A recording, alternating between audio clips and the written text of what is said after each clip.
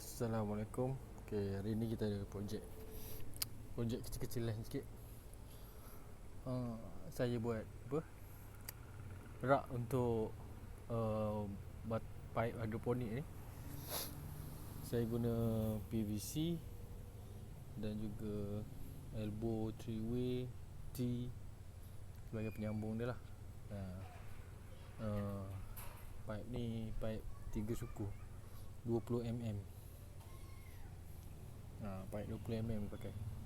Ni pun dah okey untuk saya buat 4 step. Okey, jadi pada petang ni saya nak pasang.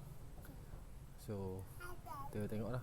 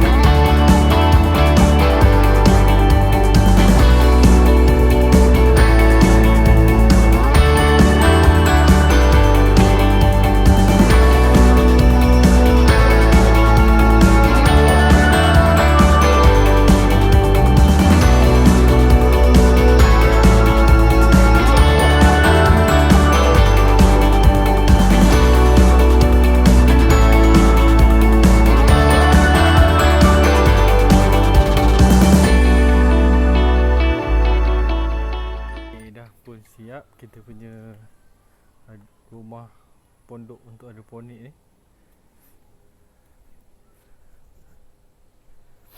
Saya guna 2 paip.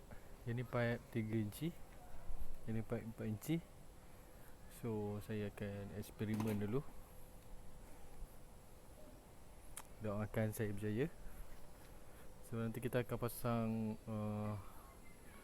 paip yang dia punya saluran air dan juga pump lah. Okey, itu saja. Bye bye.